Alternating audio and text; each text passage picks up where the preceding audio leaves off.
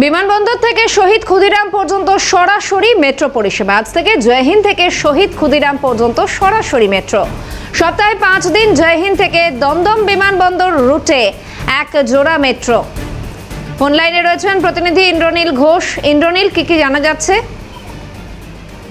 একদমই দেখো, যেটা জানা গিয়েছে যে এই মুহূর্তে যে পরিষেবা অর্থাৎ দমদম বিমানবন্দর, সেই দমদম বিমানবন্দর পর্যন্ত যে মেট্রো পরিষেবা, সেই মেট্রো পরিষেবা কিন্তু সরাসরি পাওয়া যাবে। এবং দীর্ঘদিন কাজের জন্য কয়েক মাস বন্ধ ছিল কলকাতা মেট্রো ব্লু লাইনের যে অন্তিম স্টেশন কবি সুভাষ। এবার সেই কবি সুভাষ বন্ধ থাকায় সরাসরি জয়হিন্দ স্টেশন পর্যন্ত মেট্রো পরিষেবা এতদিন পাওয়া যাচ্ছিল না। এবার সেই সমস্যার সমাধান আজকে থেকে, অর্থাৎ সরাসরি বিমানবন্দর থেকে শহীদ ক্ষুদিরাম পর্যন্ত পাওয়া যাবে মেট্রো, এমনটাই কিন্তু মেট্রো রেল সূত্রে জানা গিয়েছে।